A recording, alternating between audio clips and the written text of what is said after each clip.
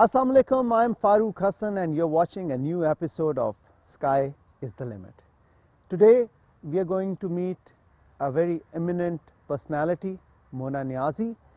She is a trustee of the Miawali Education Trust and she's doing a lot of social work. She's trying to uplift the area by providing quality education to the students there locally. So let's see how her journey has been. Let's go and meet Mona Niazi.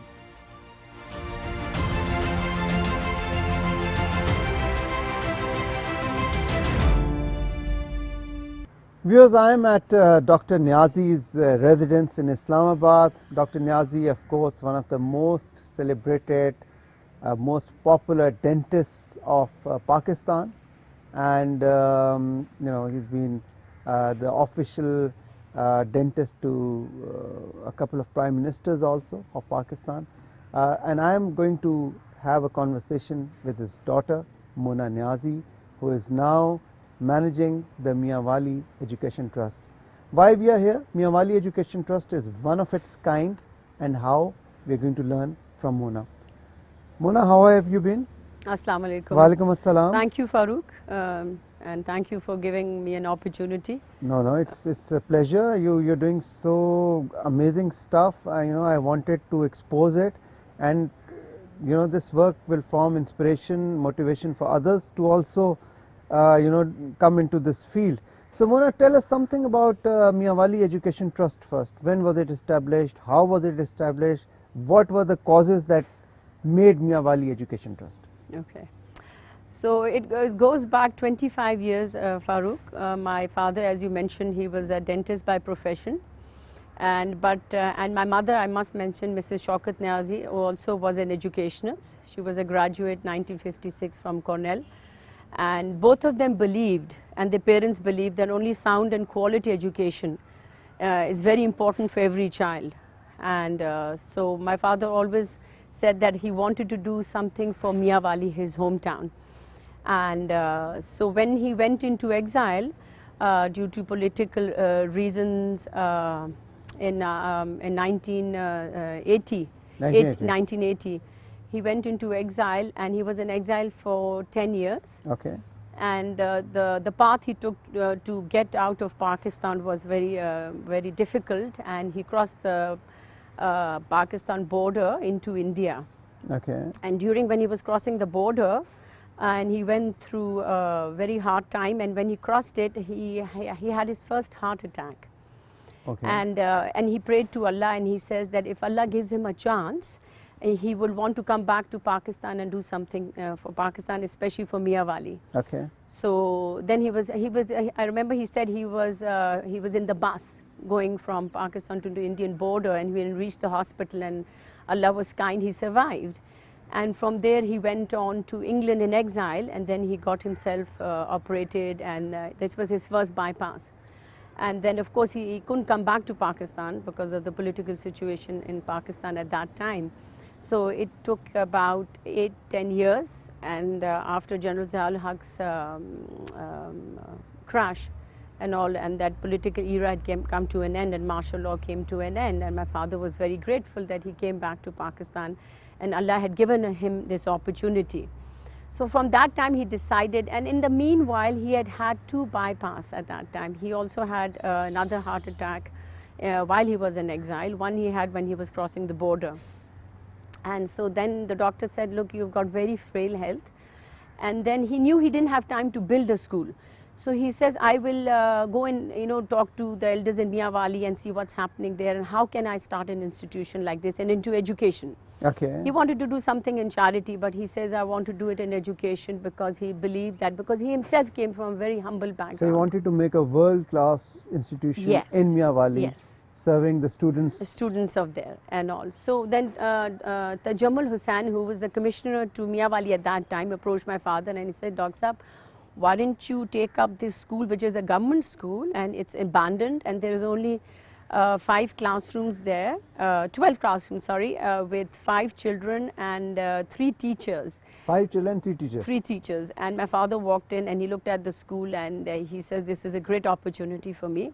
So he took that school on lease, And now, because he was not in education himself, so he didn't know how to start it. Yeah. So then he got in touch with Dr. Zahir, who was already running the AMIR Foundation in Islamabad, and he is the co-chairman for Shifa Hospital.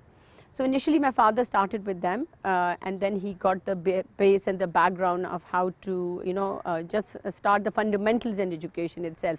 But then he realized that their schools were more towards religious education a lot, and they didn't pay a lot of emphasis on quality education or high standards of international education, what my father wanted. So in the meanwhile, my father in 2002 he went during a teachers meeting there, and then he didn't feel well. It was Ramzan, I remember. And he had a heart attack during a teachers meeting, and he passed away in the school.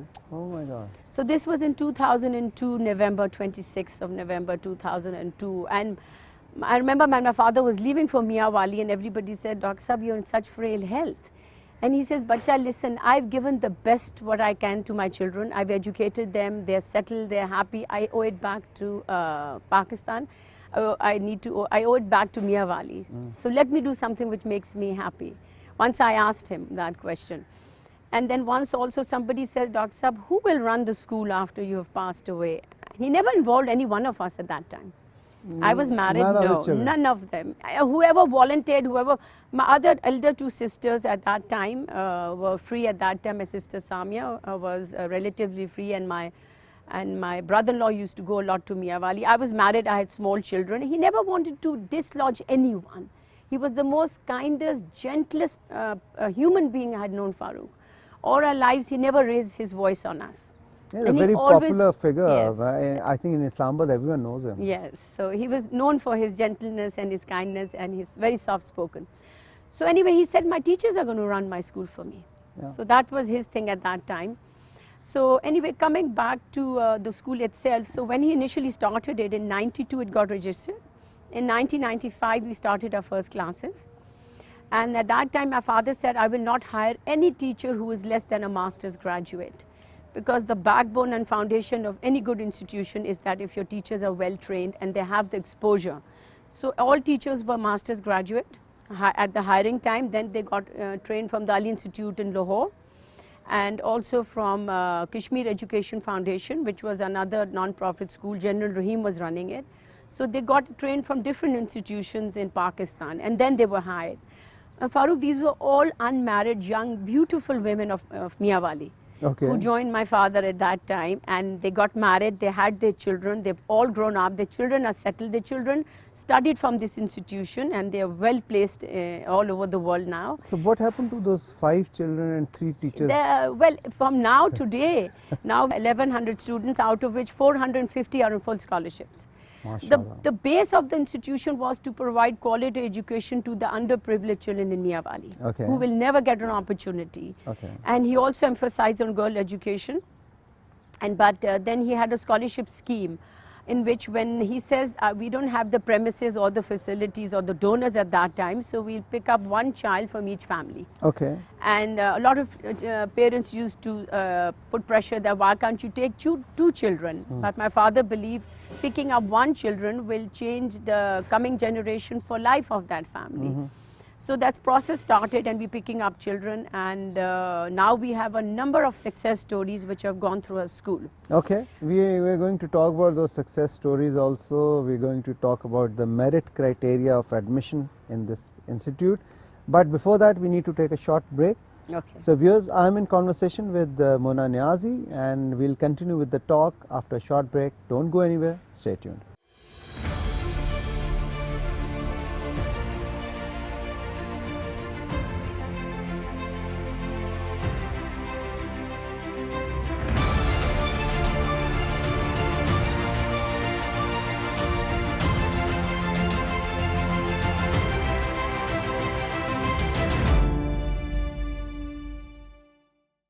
Welcome back to Sky is the Limit. I am FAROOQ Hasan, and I am in conversation with Mona Niazi.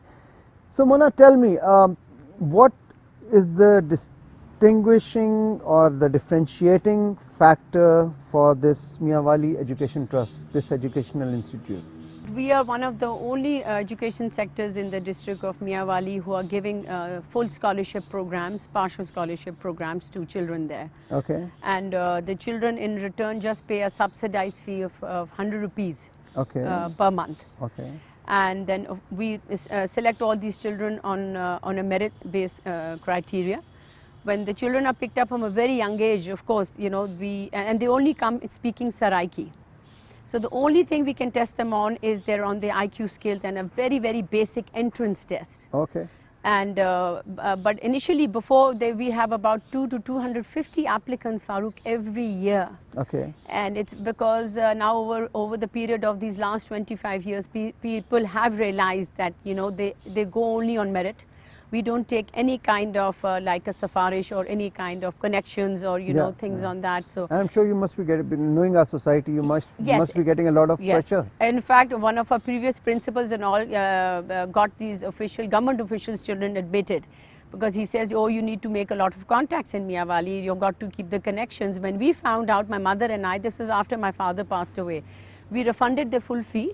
We told them, if you don't go by the system or the merit, I'm sorry, we cannot continue on your studies. You're more than welcome to do it, but if you come as a full paying student, not on a scholarship student. Oh, okay. So we are very, very careful in the selection, FAROOQ. I personally go myself. I try to go with my teachers. We go, and after we get the applications, we then downsize it. A lot of information sometimes is not given correctly. So we make surprise visits to these homes and all, just to see that whatever financial status they're showing financially, we're basically looking at a family which income is less than 15,000 or less than 15,000. 15,000 per month? Per month. Okay. Or less than 15,000, or they're laborers, or they're uneducated parents. So we picked up children whose parents were completely uneducated, because this is a great challenge for our teachers in Miawali, because they say if the parents are a bit educated, it's easier for us to reform the children and start the process of learning. But we said no, a talented child, as long as he's talented, we will work hard at them. Yeah. So we pick up the children, we go through the entrance exams, and then and then the admissions are done, and we start the screening process is done, and they start their the academic year. But after 3 to 6 months, again we make a trip to the scholarship homes. Unfortunately, in Pakistan, sometimes the information giving is not correct. So we make sure, and then also when we give them the admissions at that time, we said that we'll give you 1 year to show the progress of what interest the parents are taking in the child itself. And so if the parents don't come and visit the children or meet them on the PTMs, or the parent-teachers meeting, or we see that, you know, the initiative is not there, and the determination is not there, so we sometimes withdraw the scholarships. We don't want to make them have a concept just because it's free education. No matter, we don't want that, because children who excel can do really well. Yeah, of course. We normally don't withdraw the scholarships, but we try them that they must be motivated throughout the year and take, because some donor is sponsoring it. This is our responsibility of the money coming in. So who are your donors? Fortunately, right now there are a lot of donors which are just word of mouth and family and friends okay. and all. Because unfortunately in Pakistan, you know, when you ask for funding and donations, a lot of people don't know where your money is going. Where your money is being put, and they're skeptical, basically. Yes, and how it's being spent. So our concept with R is that you can visit the Miawali school anytime you want without telling anyone. You can go unannounced. And of course our accounts are all open to everyone. And so we have one international donors also, which have also been supporting the school for the last 10 years now, which we are very grateful to. And then it's just what you see on ground reality. Like I try to take a lot of guests and a lot of family who are interested in voluntary work, who are interested in putting their money into something which is justified and in which you can see. So I take a lot of our friends and well-wishers and all to Miawali. And then the process of scholarships and all stay in a process that the donors are in touch with their children throughout the year. Okay. We send regular Updates. results and all updates, and we have a little interview on Zoom. The children are so excited to meet their donors, and they feel welcomed, and they feel excited that somebody is giving them their importance. Okay. Of Okay. And is there any kind of a quality control check or any certifying body who would visit that institute periodically and certify that, okay, this is maintaining its quality and level of education? Coming up to that, FAROOQ, we were affiliated with the HASAN board. Okay. This was in 2006 now. Okay. Dr. Thomas Christie, who was heading it, and he said this is the only school in Punjab which has been certified under the board. So a lot of our good teachers got affiliated and trained in Karachi free of cost by the foundation. So they finished rote learning in our system. They gave us the best SLOs for the students. Okay. And they had external evaluation for teachers academically and the students, and internal evaluations. So ongoing teachers training program is done with us throughout the year. Okay. And we get external evaluators and examiners coming in. So the curriculum we are running is also the basic curriculum which is given by the government. Okay. But also we have books which are of the Oxford curriculum, the Paramount books and all, because a child has to think out of the box. Absolutely. Now, what we've done in institution is that rote learning is completely abolished. We have concept learning.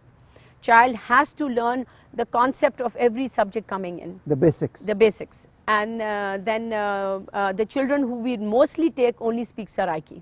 Oh, My yeah. father always believed that language is very important. So they're all locals, basically. They're all mostly locals of Miawali, Mostly coming in far places like Pipla and very far off places from Miawali. Some children come in, it takes them 1 hour to reach Miawali itself, and our teachers. So when the children come in from prep, by grade 5, they're not even speaking Urdu. They don't know how to speak Urdu also. They're speaking fluent Urdu and English. And then when you interview them, and the atmosphere in our school is such that teachers and all, my father said that you've got to have you've got to come down to the level of every child. Yeah. The teachers are not allowed to scold the children. The children have the right to question even 10 times the same concept.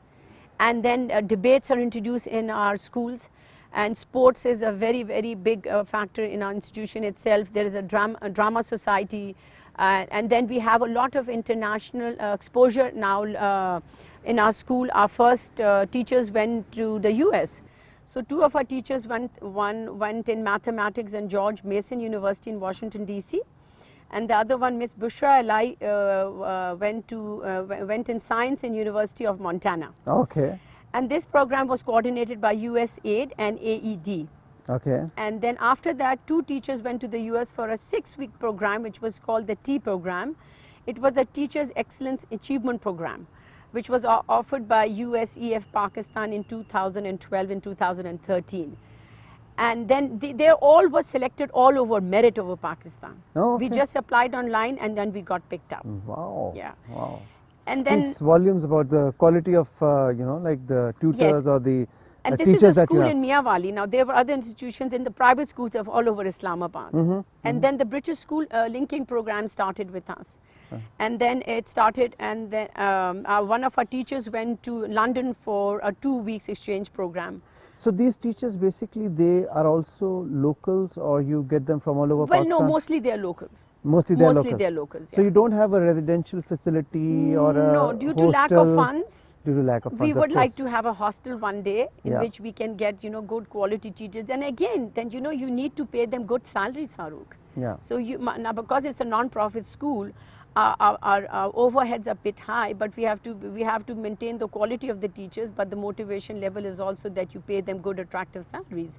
So one of the reasons that teachers get into an institution, because we are a non-profit organization, so like the USAID program or any other programs, pick up, go to underprivileged areas and pick up teachers, especially which are working for community and charity work. So that was the biggest attraction for teachers to stay in, that they will get an opportunity like this. Okay, okay. So then we're coming down to our students now. Now this is, I'm talking about the KL, the YES program, the Youth Exchange and Study program, which started in 2013. One of our students, Muqaddas Bareem, got selected, and she went to Mississippi, US. Now she was a full scholarship student in our school who had never left Miawali before. She went on a 10th month exchange program, and then another three students have gone. Munibur Rahman, Faryal Niazi, Huria is right now in the US, Okay. which is also under the US program. Exchange program? Yes, the KLUS program. So, and then we had the Voluntary Services Organization, again, which was a British-based foundation in Pakistan, in which you basically retired teachers used to come and train our teachers in Miawali for six months. So internationally, what we have done, my father always used to say, look at the bigger picture always. Look at 50 years down the lane. I want children being produced from Miawali, especially from the underprivileged, that who can stand par at an O and A level standards of education in any private school in Islamabad. And our concept learning is so good, FAROOQ, that any question coming from any subject should be such that the child should be able to attempt it, no matter how the question comes to you. Because otherwise in Pakistan, unfortunately, the education system is all rote learning. It's all guidebooks. Yeah. It's all cut, copy, paste. Yeah. But the child has to think bigger and better. And so when I go to school and the teachers go to school, we take ideas from the children itself. The input of the teachers is very limited because this is their school. They must have a platform to talk and speak out and tell what they want. Yeah, we'll be sharing, your successful students or students who've done well, we'll be sharing their stories also in this program. So there's a humongous potential. There's so many talented students in each part of Pakistan. And the model that you've created is that, in a slightly remote area of Pakistan, you've created this, institution which is imparting education on a, on a level which is comparable to any other private school Yes. in any advanced city of Pakistan. Right. So, and you've proven successfully that this model is workable. Yes. It can be replicated Yes. anywhere. Exactly. So, Exactly. what are your future plans? How do you want to take this forward? Well, I agree when you said that when people say, I said we have a lot of success stories which are ahead. Now, our future plans, of course, are very ambitious. One, we want to, have another building made into school because now we are, a number of admissions are full to capacity. We don't want to cramp up the rooms with 30 or 35 children because you need to give quality education. So one classroom basically should not have more than 28 students. So we want to expand the building. So we then can take more scholarship students plus the paying students as well. And then also we want to start a language, an international language in the school. Okay. Because that will open barriers and open an entirely new world to a child. Okay. So I'm thinking of the German language right now. Wow. And Any also, specific reason for that? well, Germany has a lot of opportunities now coming across, and they have a lot of technical fields open. Okay. So So a lot of room for new, hiring, employment, Yes. and you can actually export. This is in medicine, this is in education, this is in technical fields. Oh, okay. They need a lot of textile engineers there. Oh, okay. So a lot of industries open there. And fortunately, we are the first institution in Miawali to get a high fiber internet connection. Oh, okay. And so now the world is open to us. We can have a teachers training program. So we want to expand with that. We want to do a lot of recycling program also among Miawali, because a lot of things have to go collectively together. And then sports, we have made a first Pakistan women's cricket team. Not first Pakistan women's cricket team, but in Miawali. Okay. I go and play cricket myself with the girls there. Okay. And also with the teachers, because I feel sports is a great, great way of, it's like an icebreaker to communicate with other children that, we all can do things collectively there. Okay. So sports we want to emphasize. We are looking for scholarship programs with young talented students, how to take them ahead. Okay. And okay. So there are a lot of ideas, one has. So basically you want to build on this platform and you want to, keep on adding, add-ons in terms of quality. Quality. And also we would like to take it to university level one day. Yeah. But the university level is that somebody asked me, that, will you be opening another branch of Miawali Education That's what I was Trust coming School? to actually. So a lot of people have asked me this question. Yeah. But then again, what are you looking at? Are you looking at quality education? We are a non-profit. We are not making any business out of this. So we did start FAFSC for 2 years. But what happened is that we were not able to get the quality teachers we wanted. And unfortunately, because our affiliation was with HASAN board, unfortunately, we had to give it up. Is because the weightage was less, but the concept learning was more. So when you go into professional colleges in Pakistan, they refuse admissions to them. And they only, in our country, is all a number game. You don't have the numbers, they don't care what you learn, as long as you've got the numbers. So that's why we had to discontinue FAFSC. But in the long run, we would like to have, because a lot of girls and all, and Miawali is the only institution in Miawali, we have the grounds. We have the infrastructure, we've got the building, and now it's just need to develop it. It's a 68,000 square feet building now, and all the other schools in Miawali are all made in homes. And the children come back and tell us we would love to come back to the school as long as you had more classes there. So the feedback of the students have been amazing with us. Okay, okay. And have you ever been tied back due to lack of funds? Some certain year the donations weren't up to the mark, or have you ever had a setback? That was a very sensitive, very difficult time. This was after my father passed away and my mother and we took over. And also to get accepted as women in Miawali took us some time. But my mother was a great educator, very positive person, and she says, Mona, get up, put your chadars on. Okay. We love Miawali, we respect the culture, we never do anything against the norms. And so initially we had a lot of problems financially, and then at one point we had a thing that if we can't run it, we'll give it over to someone. Okay. But because my father used to call it as his child, he says my child project, and because he passed away in the school, and from that time, FAROOQ, I said Allah is there to help us. So if you do a good deed, even though it's tough due to circumstances, environment, but obviously God helps, and it makes it a success. Viewers, we're going to take a small break. Mona Niazi is very much here. You stay tuned, we'll be right back.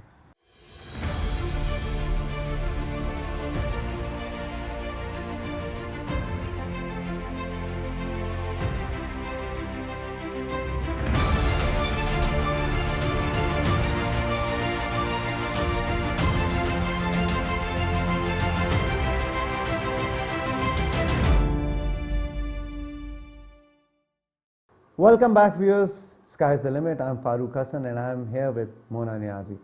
Mona, you were telling us about scholarships, and you mentioned something about milk and biscuit scholarship. What's that about? Well, initially when we started the scholarship program itself, the teachers, when the children used to come and attend their classes, they realized that after 1 or 2 hours, the children used to feel very sleepy and listless.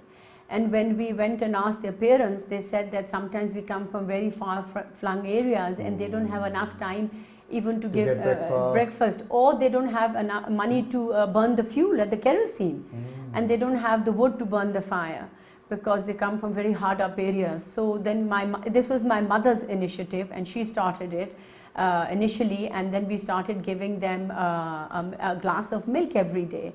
So with that, we also wanted to give them something more nutritious, which will add to their nutrition value. We started giving them a pack of biscuits. So then 250 students are given a glass of milk and biscuits every day, which improved their attention span in the classes. And then they were more attentive. And then they had a better meal to have in the school. So you actually conducted a study to see if the Southern actually and this feedback was given to us by the teachers in the classrooms there. Oh, okay. And this was their idea that, if we can provide them something like this, so if we in the future we can have some more donors or funding, we would like to add more to this meal plan to give to the students. Awesome, awesome. So Mona, we were talking about the concept or the philosophy behind this Miawali Education Trust, MET. Your father obviously envisaged it and built it. What do you think was the inspiration behind creating this trust? My father left this before he could print out his first brochure and prospectus of the school. I just want to read out something which he had envisioned. He said that being born in a remote, underdeveloped region or to a poor family should not be an excuse for leaving their talents unexplored. These children have an equal right to quality education as received by any other child from an affluent family. So they too can contribute, they too can value life and have something to hold on to and to contribute to the nation's development. Wow. So he wanted to finish that stereotype image and all, that no matter what background you're coming from, how poor you are, a rich child can sit in the same class as coming in from an underprivileged class. So initially when we started it, we did get some objections, we did get some from the parents and all, that resistance from the parents, and that they didn't want their children coming in and sitting in with children coming from a poorer background. So that is the kind of the stereotype image we wanted to break in our school, and my father, that you have to have love and acceptance from any kind of background you're coming from. And then and as my father said, if you're not happy, you can take your child anywhere you feel like. So because children are innocent, so now what happens is that the children bring extra lunches with them to school. So the children, they can share. Wow. And then we have a lot of Christian community in Miawali, and a part of a small Sikh community also, but not as much. But the Christian and the Muslim children all sit together.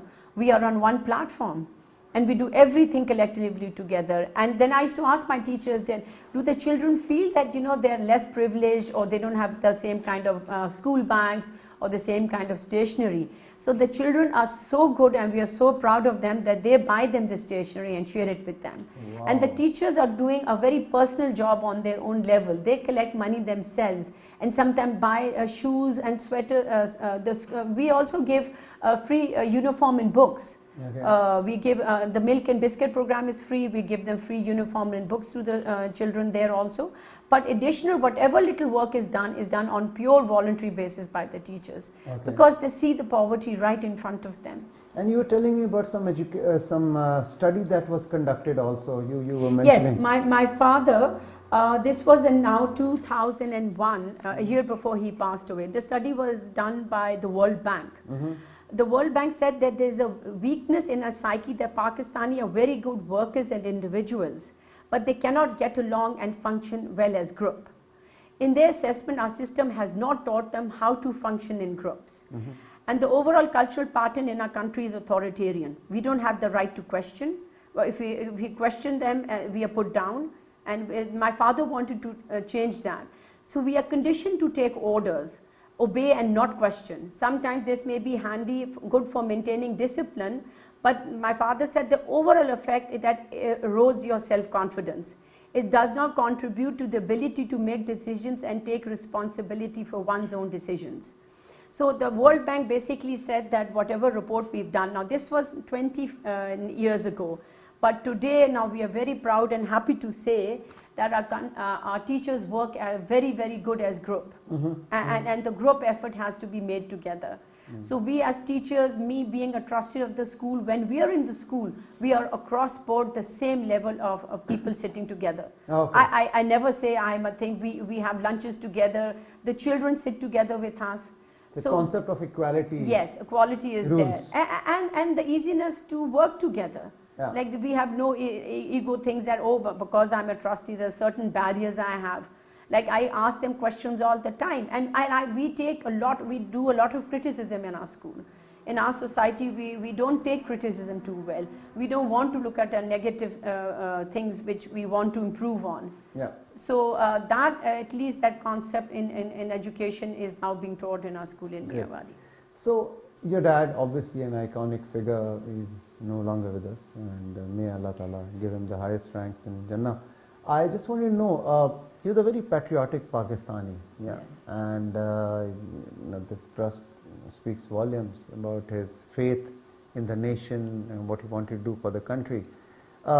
Any specific incident you remember during your childhood? Yes, once my father wasn't well, and somebody asked him that who's going to run the school, and he said my teachers will.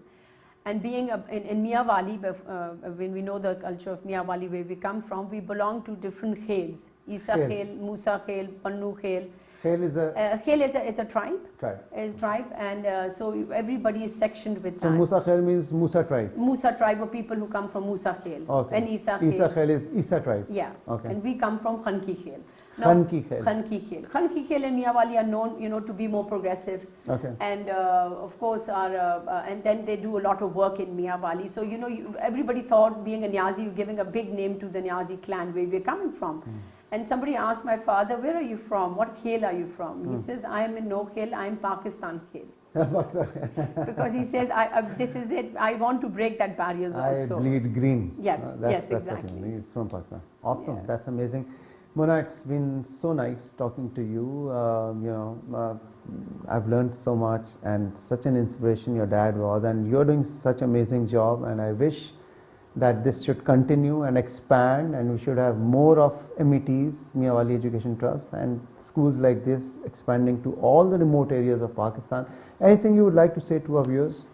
Yes, like now it's time to make a base in education in Pakistan. We've come a long way. I would like to encourage and welcome all the well-wishers of Pakistan who are interested in education, who are interested in voluntary work in any capacity. We'll be more happy to welcome them.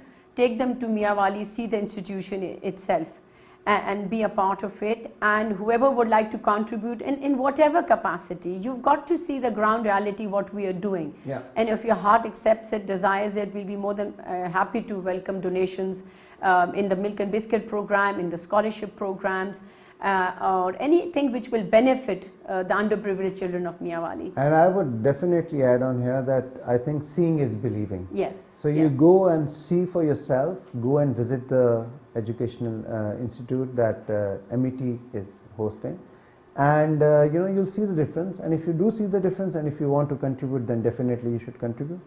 Mona, thank you so very much once again. And ladies and gentlemen, with this we come to the end of this program. Inshallah Ta'ala, I will see you in another episode of Sky is the Limit. Till then, Allah Hafiz.